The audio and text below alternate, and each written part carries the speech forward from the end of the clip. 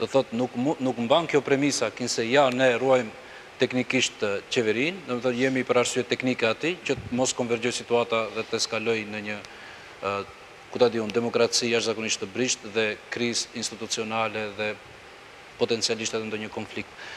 Nuk mban kjo. Do thotë ne nuk do të mbështetemi në argumente që lidhen me teknikalitete administrative, procedura juridike. Kriza është politike dhe mesazhi duhet të jetë politik, nuk duhet të jetë institucional dhe administrativ. Mesazhi politik jepet vetëm në atë rastin kur në nënshkruesit e deklaratës së Shkupit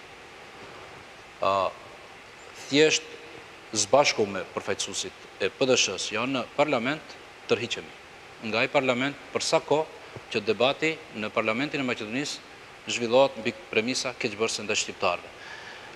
Ne jemi të gatshëm të kontribuojmë këtu. Kjo është opsioni i Partisë Demokratike Shqiptare për ta nxjerrë vendin nga kriza duke dalë nga parlamenti? Opsioni vetëm është që kriza të mos ngel në nivelin institucional, por të kthehet në nivelin etnik dhe kriza të jetë e kontrollueshme. Më mirë të prodhojmë një ohër 2 sesa një Përzhino 3. Përzhino 3 vetëm zgjidh dilemat institucionale të qeverisjes së LSDM-s ose VMRO-s. Do thotë logjikisht i bie që deklarata është në kuadër të këtij funksioni.